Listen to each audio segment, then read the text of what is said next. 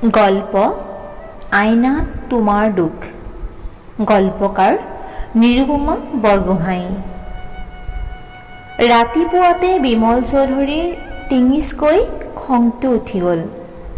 চাহকাপ খাবলৈ বুলি মুখখন ধুই আহি খোৱা মেজৰ ওচৰ পোৱাৰ পিছত ঘৈণীয়েক প্ৰভাই যি কাপ চাহ আগবঢ়াই দিলে তাৰ ৰংটো প্ৰভাৰ গাৰ বৰণতকৈও ক'লা। নহ'লে সাধাৰণ অৱস্থাত চাহৰ বাদামী ৰংটোৰ লগত প্ৰভাৰ গাৰ বাদামী ৰংটোৰ কোনো পাৰ্থক্য নাথাকে। বিমল চৌধুৰীৰ ঘৈণীয়েকৰ চেহেৰাক লৈ বিশেষ অসন্তুষ্টি নাই, কাৰণ গাৰ বৰণ বগা নহ'লেও প্ৰভাৰ নাক মুখৰ গঢ় ভালেই। ইফালে তেওঁৰ বগা ৰংটোৰ প্ৰতি আছে এক ধৰণৰ বিতৃষ্ণা, যাৰ মূল কাৰণটো তেওঁৰ শৈশৱ কালতে প্ৰথিত হৈ গৈছিল। চৌধুৰীৰ অৰ্থাৎ সৰু বিমলৰ সৰুকালতে পেহীয়েক এগৰাকীয়ে ঘৰৰ গছ এডালত ডিঙিত চিপ জৰি আত্মহত্যা কৰিছিল। তাৰ কাৰণো তাই চিঠি এখনত লিখি থৈ গৈছিল, মোৰ এই আত্মহত্যাৰ বাবে দায়ী একমাত্ৰ বিধাতা। মোৰ গাৰ ছাল বগা হৈ অহাৰ অভিশাপটো তেওঁৱেই মোৰ কপালত লিখি থৈছিল। অথচ ল'ৰালি পাৰ হৈ আহি যৌৱনত ভৰি দিয়া কালত বগা নহৈ মিঠা বৰণীয়া ৰঙৰ অধিকাৰী হোৱাত কি যে আফচোচ নহৈছিল। কিন্তু কি যে প্ৰহসন, এতিয়া আকৌ বগা হ'বলৈ ধৰাৰ বাবে মই মৃত্যুৰ পথ বাছি ল'বলৈ ওলাইছোঁ। বিমল চৌধুৰীৰ বাল্যকালত মৰমৰ পেহীয়েকজনীৰ মৰমৰ আলিংগন আৰু চুমা খুব ভাল নালাগিলেও বৰ বেয়াও লগা নাছিল। তেনে মৰমৰ প্ৰকাশত আপত্তিৰ অংশটো আছিল কেৱল চুমা খাওঁতে গালত লগা থুখিনি। কিন্তু পেহীয়েকৰ গালৰ পাউডাৰ আৰু চুলিৰ যি সুগন্ধ তেওঁ সেই ঘনিষ্ঠ সান্নিধ্যখিনিৰ সময়ত পাইছিল, সি যেন থুৰ ঘিণ লগা স্পৰ্শানুভূতি কিছু আঁতৰ কৰিব পাৰিছিল। তাৰ পিছত লাহে লাহে পেহীয়েকৰ বাদামী মুখত বগা ৰঙে উকি মাৰিবলৈ ধৰিলে। প্ৰথমে সেই শুভ্ৰতা জিলিকিল তাইৰ ওঠৰ যি ওঠেৰে পেহীয়েকে বিমলৰ গালত থুৰ পৰশ বোলাইছিল। ক্ৰমে সেই শুভ্ৰতা আৰু বিয়পিল, যেন তামোল খাওঁতে পাণৰ পৰা তাইৰ ওঠৰ চূণৰ পাতল দাগ লাগি ৰ'ল। মাকৰ ওঠত কেতিয়াবা যি দাগ দেখিলে বিমলে দেউতাকক কোৱা শুনিছিল, তোমাৰ মুখত চূণ লাগি আছেহে, আজি মোৰ লগত কাজিয়া লাগিব দিয়া। পেহীয়েকৰ ওঠ দুটা তেনেকৈ বগাবোল লগাৰ পিছতো তাই যেতিয়া বিমলক চুমা খাই থাকিল, তেতিয়া লাহে লাহে তেওঁৰ বিতৃষ্ণাৰ পৰিমাণ বাঢ়ি যাবলৈ ধৰিলে। এনেকি তেল পাউডাৰৰ সুবাসেও সেই বিতৃষ্ণা আঁতৰাব নোৱাৰা হ'ল। বিমলৰ এনে লাগিল যেতিয়া যেন পেহীয়েকৰ চুমাৰ পৰশে তাৰ গালত থুই নহয় বগা পুজৰ বোলহে সানি দি থৈ গৈছে গ'ল। অথচ পেহীয়েকেতো তেওঁক মৰম কৰিবই, চুমা খাবই, তেওঁ যে তাইৰ একমাত্ৰ ভতিজাক। আৰু সেই পেহীয়েকেতো তেওঁৰ একমাত্ৰ পেহীয়েক। সেই পৰিয়ালটোত একমাত্ৰবোৰৰ যে ইমান অধিক্য, আৰু দেউতাক ককাকৰ একমাত্ৰ পুত্ৰ, পেহীয়েকৰ একমাত্ৰ কন্যা, আৰু তাৰ পিছত বিমলো মাক দেউতাকৰ একমাত্ৰ পুত্ৰ হোৱাই নহয়, বিমল আৰু প্ৰভাৰ কন্যায়ো হ'ল একমাত্ৰ সন্তান। অৱশ্যে এই ক্ষেত্ৰত বংশগত কম সন্তানৰ পৰম্পৰাই কাম কৰিছিল বুলি ক'ব নোৱাৰি। জীয়েক মণিমাৰ জন্মৰ পিছত প্ৰভাৰ জৰায়ুত এনে এক বেমাৰ লাগিল যে ফলত সেইটো অস্ত্ৰোপচাৰ কৰি বাহিৰ কৰিব দিব লগা হ'ল, আৰু বিমল আৰু প্ৰভাই দ্বিতীয় সন্তানৰ মুখ দেখাৰ পৰা বঞ্চিত হৈ ৰ'ল। তথাপি পেহীয়েক তেওঁৰ একমাত্ৰ পেহীয়েক আৰু ককাক আইতাকৰ একমাত্ৰ কন্যা সন্তান হ'লেও একমাত্ৰ সন্তানতো নাছিল। গতিকে বিমলৰ দেউতাকক ধৰি তেওঁলোকৰ দুটা সন্তানেই আছিল। কিন্তু পেহীয়েকে যেতিয়া আত্মহত্যা কৰিলে, তেতিয়া বুঢ়া বুঢ়ী হৈ বাচি থকা বিমলৰ ককাক আইতাকো মাত্ৰ এটা সন্তানৰ জনক জননী হৈ পৰিল। পেহীয়েকে আত্মহত্যা কৰাৰ পিছত তাইৰ মৃত্যুৰ বিভৎস তাৰ বিমলেও গছত ওলমি থকা পেহীয়েকৰ মৃতদেহটো দেখিছিল। লগতে বিমলৰ কোমলীয়া মনটোত বগা ৰংটোৰ এনেকৈ ওতঃপ্ৰোতভাৱে এক হৈ মিলি গ'ল যে সেই সমাহাৰটো তেওঁৰ বাবে আতংকজনিত অভিজ্ঞতা হৈ ৰ'ল। তাৰ পিছৰে পৰা যিকোনো শুভ্ৰতাই তেওঁৰ বাবে মৃত্যুৰ গোন্ধ বহনকাৰী এক অদ্ভুত ত্ৰাসৰ উৎসস্বৰূপ হৈ পৰিল। সেইটো তেওঁ দুজনীমান বগা বৰণৰ ছোৱালীৰ মাজৰ পৰা গাখীৰ দিয়া চাহৰ দৰে গাঢ় বৰণ প্ৰভাকে জীৱন সংগিনী হিচাপে বাছি ল'লে। আৰু তাৰ পিছত সেই জীৱন সংগিনীয়ে কিন্তু তেওঁৰ জীৱন পদে পদে অতৃপ্তিৰে ভৰাই তুলিছে। কেতিয়াবা বিমল চৌধুৰীয়ে খঙেৰে চিঞৰি উঠে, তোমাৰ নামটোহে প্ৰভা, মোৰ জীৱনত কিন্তু অলপো পোহৰ বিলাব নোৱাৰিলা। প্ৰভা একেবাৰে সুগৃহিণী নহয়। বিমলে নিজৰ মাকৰ লগত ঘৈণীয়েকৰ তুলনা কৰি কৰি আফচোচ কৰে। মায়ে ইমান বঢ়িয়া ৰন্ধা বঢ়া কৰিব পাৰিছিল, প্ৰভাই তেনে জুতিৰে ৰন্ধা বঢ়া কৰি তেওঁক যদি এদিনো খুৱাব পাৰিলেহেঁতেন। খোৱা বোৱা তেওঁৰ বৰ চখ। মাক অতি ভাল ৰান্ধনি হোৱাৰ বাবে তেওঁৰ জিভাখন নষ্ট হৈ গ'ল। কিন্তু কেৱল মাকেই নে, তেওঁলোকৰ ঘৰখনত সকলো মহিলাই আছিল অতি ভাল ৰান্ধনি। আইতাকে সুস্বাদু খাদ্য খুৱাইছিল।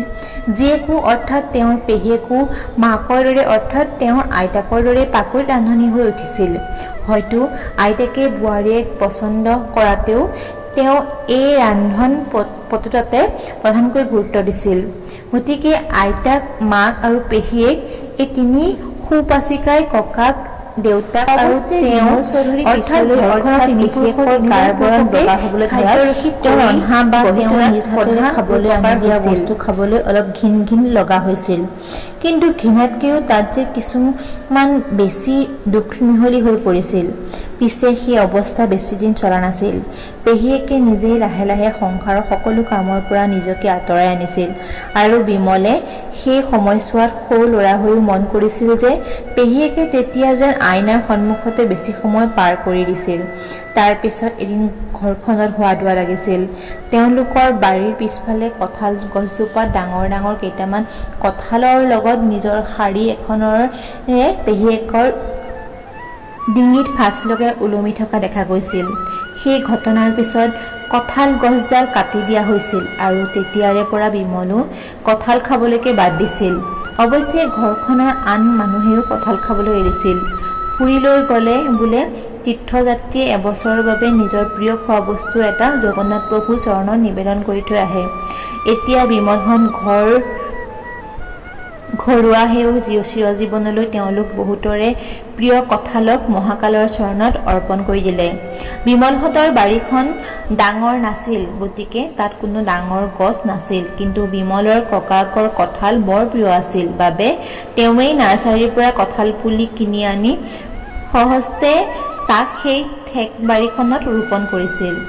তাৰ পিছত এদিন সেই পুলিটো লহপহীয়া হৈছিল, ডাঙৰ হৈছিল আৰু অৱশেষত সি ইমানেই ডাঙৰ হৈছিল যে তাত ঘৰখনৰ একমাত্ৰ জীয়াৰীজনীয়ে চিপজৰি লৈ মৰিব পৰাকৈ ডাঙৰ হৈছিল। যি হওক, জীয়েক তাত ওলমি মৰিল আৰু কঁঠাল গছজোপা মৰিল তাক কাটি হত্যা কৰাৰ বাবে। ইমান দিনে সি কেঁচা কঁঠাল, পকা কঁঠাল, কঁঠালৰ গুটি, কঁঠালৰ ডিলেৰে ঘৰখনৰ আপ্যায়ন কৰা পৰ্বৰো ইতি পৰিল। সঁচাকৈ পকাটো পকাই, কেঁচা অৱস্থাতো সেই কঁঠালে তেওঁলোকৰ ঘৰখনত কম জুতি লগাইছিল নে? আইতাক, মাক, পেহীয়েক তিনিও কেঁচা কঁঠালৰ আঞ্জা আৰু একেবাৰে মাংসৰ আঞ্জাৰ নিচিনাকৈ জুতি লগাকৈ ৰান্ধিব জানিছিল। এবাৰ ককাকৰ বঙালী বন্ধু এজনে তেওঁলোকৰ ঘৰত ভাত খাইছিল আৰু সিদিনা বতৰৰ কেঁচা কঁঠাল সেই বাৰীৰ পৰা ছিঙি আনি ৰন্ধা হৈছিল। সিদিনা আঞ্জাখন পেহীয়েকেই বৰ চখ কৰি ৰান্ধিছিল আৰু বঙালী বন্ধুজনে প্ৰশংসা কৰি তৃপ্তিৰে খাই মন্তব্য দিছিল, এচুৰে ডালান্তা মাংসৰে চেৰে বেছি স্বাদযুক্ত কৰে ৰান্না কৰেছ মা। বিমলেও কঁঠালৰ আঞ্জা খাই বৰ ভাল পাইছিল। কিন্তু এতিয়া তাক সোৱাদ পাহৰাৰ দৰেই হ'ল। তেওঁৰ সৰুকৈ হুমুনিয়াহ এটা ওলাইছিল। পিছে ভাগ্য ভাল যে প্ৰভা ভাল ৰান্ধনি নহ'ল। নহ'লে তেওঁৰ হয়তো কেতিয়াবা ঘৈণীয়েকে ৰন্ধা কঁঠালৰ আঞ্জা খোৱাৰ হেঁপাহ জাগি মনত অতৃপ্তি জগালেহেঁতেন। কিন্তু সকলোৰে এটা সীমা থকা উচিত। মানুহজনীয়েনো তেওঁক ভালকৈ চাহ একাপ কৰিও খুৱাব নোৱাৰেনে? ৰন্ধা বঢ়াৰ বাহিৰে মানুহজনী আননো কি কাম আছে? নকৰে চাকৰি, নহ'ল এগাল সন্তানৰ জননী। প্ৰভা, প্ৰভা, এই কাপ কি চাহ দি গ'লা? তুমিতো ক'লাই চাহকাপ দেখাত তোমাতকৈ ক'লা। প্ৰভাৰ গাৰবৰ্ণক লৈয়ে কোনোদিন কোনো আপত্তি নকৰা বিমল চৌধুৰীৰ মুখৰ পৰাই আজি এইষাৰ নিষ্ঠুৰ কথা ওলাই গ'ল।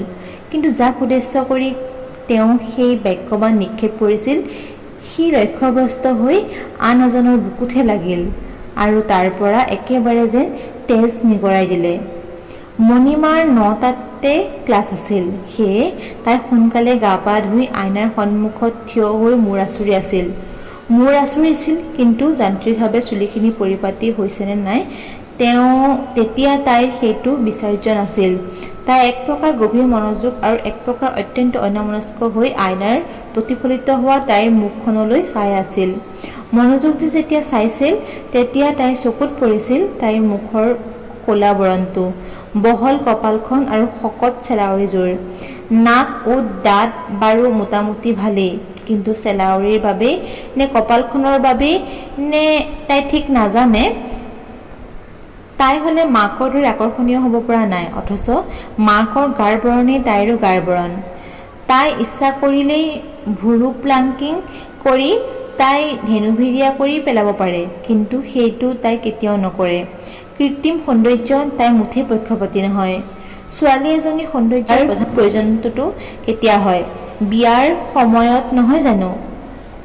অৰ্থাৎ বিয়াৰ বজাৰত বেচা যাবলৈ হ'লে আটাইতকৈ প্ৰথমতে বিচৰা বস্তুটো হ'ল ৰূপ।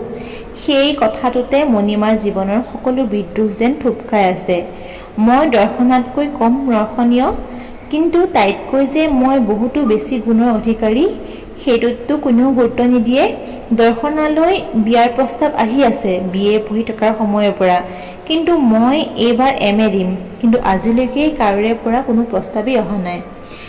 এইখিনিলৈকে ভাবি অলপ থমকি ৰৈ মণিমাই তাইৰ চিন্তাচোত অলপ সলাই এইদৰে ভাবিলে, আজিলৈকে কোনোৱে পৰিয়াল অৰ্থাৎ ল'ৰা অভিভাৱকৰ পৰাই প্ৰস্তাৱ অহা নাই, কিন্তু সমীৰণতো তাইৰ লগত বিয়াৰ বিষয়ে ইমানেই ব্যাকুল হৈ গৈছিল যে এনেবোৰ কথা কৈ তাইকতো অতদিনে সপ্তম স্বৰ্গলৈ তুলি ৰাখিছিল।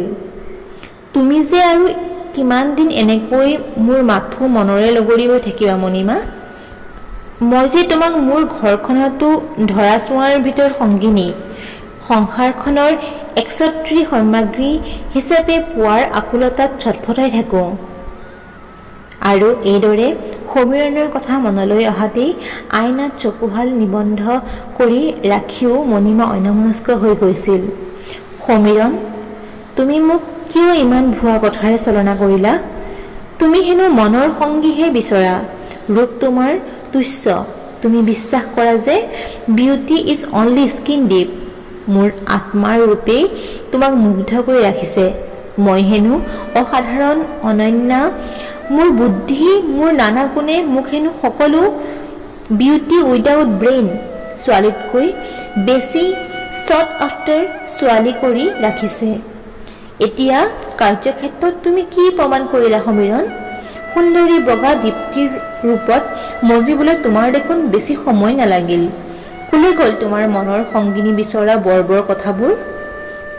পিছে বৰবৰ কথাটো তাইৰো আছিল। তাইওতো অতি দৰ্পৰে ভাবিছিল যে বাহ্যিক ৰূপত তাই কোনো প্ৰয়োজন নাই, তাই অন্তৰ ৰূপেহে তাই জগত জয় কৰিব পাৰিব। তাই সান্নিধ্যলৈ অহা সকলো তাইৰ ৰূপতে মুগ্ধ হ'ব। সেইটো তাই আজিৰ ছোৱালীৰ দৰে কোনোদিন বিউটি পাৰ্লাৰলৈ নাযায়, ভ্ৰু থ্ৰেডিং নকৰে, এনেকেই প্ৰয়োজনতকৈ বেছি সময় আইনাখনৰ সন্মুখত থিয় নহয়। অৱশ্যে থিয় দি থাকিবলৈ নাৰ্চিছাছৰ দৰে হ'বলৈ নিজৰ কি সৌন্দৰ্যইনো তাইক অনুপ্ৰাণিত কৰিব? আচৰিত, কোনোদিন এনেধৰণৰ কথা নভবা মণিমাৰ মনলৈ এতিয়া দেখোন আইনাখনৰ সন্মুখত থিয় হ'লেই এনেবোৰ ভাবো অহা হৈছে। এনেকৈ আইনাৰ সন্মুখত থিয় হোৱা কোনোবা কুৎসিত বাদশ্বাহৰ এনে চায়েৰিও এতিয়া তেওঁৰ মনলৈ অহা হৈছে। ইয়ে মৰজা চালে আইনা বানানে ৱালে, উফ। তাৰ পিছত সিদিনা এই অন্যমনস্কতা আৰু অমনোযোগিতা দুৰ্দুল্যমান অৱস্থাৰ মাজেৰে আইনাৰ সন্মুখত থিয় হৈ মূৰ আঁচুৰি থকা মণিমাৰ কাণত থহৰ থহৰকৈ বাজিছিল দেউতাকৰ এই কথাকেইটা। তুমিতো ক'লাই চাহকাপ তোমাতকৈও ক'লা। আচৰিত, দেউতাকেতো তাইক কোনোদিন বৰ্ণ বিদ্বেষী ৰূপত দেখা নাই। তাইৰ মাকক হেনো পচন্দ কৰিয়ে বিয়া কৰি আছিল। মানুহজনে তেতিয়াতো তেওঁৰ মাকৰ ক'লা ৰংটোৰ কথা ভবা নাছিল নে ভাবিছিল? আকৌ মণিমাৰ চিন্তাচূত বিপৰীতমুখে ধাবিত হ'ল। কিজানিবা দেউতাকৰ মনটো আন বহুত ডেকাৰ দৰে। বহুতো নহয়, সকলো মণিমাৰ দাঁত কৰচি ভাবিছিল। সমীৰণেতো এই কথাটোৰ প্ৰমাণ কৰি দেখুৱালে। বগা ৰঙৰ প্ৰতি দুৰ্বলতা আছিল। কেৱল তেনে উপযুক্ত পাত্ৰী নোপোৱা বাবেই মাকৰ ক'লা ৰং স্বত্তেও বিয়া কৰাবলৈ বাধ্য হ'ল। আইনাৰ সন্মুখত থিয় হৈ থকা মণিমাৰ মুখত এক অদ্ভুত হাঁহি বিৰিঙিছিল। আইনাখনত প্ৰতিফলিত হোৱা সেই হাঁহিটোলৈ চাই তাই মনৰ ভিতৰত মাকক সম্বোধন কৰিছিল। বহুত দিনৰ আগতে মৃত্যু হোৱা তাইৰ পেহী আইতাকক সম্বোধন কৰিছিল আৰু কৈছিল, আজিৰ মইজনীৰ দৰে তোমালোক দুয়োজোকো আইনাখনে একেদৰেই দুখ দি থাকে আৰু থাকিছিল। নহয়নে মা, নহয়নে পেহী আইতা? কিন্তু কি আচৰিত কথা চোৱাচোন, আমি মাক জীয়েকে ক'লা বৰণটো প্ৰতিবিম্বটোলৈ চাই দুখ কৰোঁ আৰু তুমি বগা, অতি বেছি বগা বৰণৰ প্ৰতিবিম্বটোলৈ চাই দুখ কৰিছিলা। কিন্তু পেহী আইতা, আইনাই তোমাৰ সেই দুখ ইমানেই বেছি অতলস্পৰ্শী কৰি তুলিছিল যে তাক তুমি আৰু সহিব নোৱাৰিলা। আত্মহত্যাৰ যোগেদি একেবাৰে মৃত্যু কোলালৈ আশ্ৰয় ল'লা। মৃত্যু, আত্মহত্যা, মণিমাৰ সমস্ত শৰীৰৰ ওপৰেদি যেন বিদ্যুৎ ধাৰাহে প্ৰবাহিত হৈ গ'ল। হয়তো তাইও দেখোন তাইৰ সেই পেহী আইতাকজনীৰ দৰেই মৃত্যুৰ চিৰনিদ্ৰাত ঢলি পৰি দুঃসহ যন্ত্ৰণাৰ পৰা পলায়ন কৰিব পাৰে। পিছে সমীৰণে তাইক যি যন্ত্ৰণা দিছে সি দুঃসহতকৈও বহুত বেছি কিবা। তাক প্ৰকাশ কৰাৰ শব্দ অবিহনেতো নাই, আন ক'তোনো নাই, কেৱল তাইৰ হৃদয়ৰ ভিতৰতহে আছে। হয়, কেৱল হৃদয়ৰ ভিতৰত আছে, যি তাইৰ হৃদয়ক জ্বলি পুৰি খাক কৰি পেলাই দিছে। কিন্তু পলায়ন শব্দটোৱে তাইক যেন নিজৰ ওচৰলৈ ঘূৰাই আনিলে। যেনেকৈ অ'ডে টু নাইটিংগেল কবিতাত কবি কিটছে ফৰলৰ্ণ শব্দটোৰ বাস্তৱলৈ ঘূৰাই আনিছিল। চিহ, তাইও আজি পেহী আইতাক বা পৃথিৱীৰ অন্যান্য আত্মহত্যাৰ যোগেদি জীৱনৰ পৰা পলায়ন কৰা দুৰ্বল দলটোৰ দলবদ্ধ হ'ব খুজিছে। চিহ, নিজৰ প্ৰতি ধিক্কাৰ আহি গ'ল মণিমাৰ। এয়ে নেকি তাইৰ সাহসৰ পৰাকাষ্ঠা? জীৱনৰ সকলো দুখ কষ্ট বাধা বিঘিনি হেলাৰঙে নহ'লেও কঠোৰ মনোবলেৰে এফলীয়াকৈ থৈ আগবাঢ়ি যোৱা তাইৰ দৰ্পিত প্ৰতিজ্ঞা। চিহ মণিমা, চিহ, তুমিও ইমান দুৰ্বল হ'ব পাৰিলা এজন সাধাৰণ সমীৰণৰ বাবে? সাধাৰণেতো নহ'লে সি বাটত বুটলি পোৱা কাছ এডোখৰৰ চিকমিকনিত কেনেকৈ ভুল যাব পাৰিলে? তুমি সেই অমূল্য জীৱন, অমূল্য যৌৱন শেষ কৰি দিবলৈ ওলাইছা। মণিমা দপদপাই কোঠাটোৰ পৰা ওলাই আহিল। আইনাৰ দুখ মোৰ বাবে নহয়, হয় যদি মাকৰ বাবে হৈ থাকক, পেহী আইতাকৰ বাবে হৈ থাকক। লোৱা, বগা চাহকাপ খোৱা। তোমালোক মতা মানুহবোৰে কেৱল তিৰোতা মানুহৰ ওপৰত বীৰত্ব প্ৰদৰ্শন কৰাই জীৱন কটাইছা। মণিমায়ে পাকঘৰলৈ গৈ দেউতাকৰ বাবে নিজে চাহ একাপ কৰি আনি তেওঁৰ সন্মুখত প্ৰায় ঠেকেচা মৰাৰ দৰে থৈ উষ্মাৰে কথাষাৰ ক'লে। তাই বেছ ভাল চাহ কৰে, আচলতে তাইও এজনী ভাল ৰান্ধনী। বিমল চৌধুৰী অতি আচৰিত হৈ জীয়েকৰ ফালে চালে। জীয়েকৰ তেওঁ আজি সেইটো ৰূপত দেখিলে। তাই আগতে কেতিয়াও এনে খঙেৰে বা এনেধৰণে কথা কৈ পোৱা নাই। আজি কি হ'ল মোৰ মণিজনীৰ? পিছে বিমল চৌধুৰী এই কথা জনাৰ উপায় নাছিল যে কেৱল তেওঁৰ ওপৰতে নহয়, সমীৰণৰ ওপৰতো আৰু প্ৰধানকৈ তাই নিজৰ ওপৰতহে উঠা এক প্ৰচণ্ড খঙৰ জ্বালাকে মণিমাই কিঞ্চিত পৰিমাণে হ'লেও এনেকৈ দেউতাকৰ ওপৰতে জাৰি উপশম কৰাৰ দুৰ্বল প্ৰয়াস কৰিছে।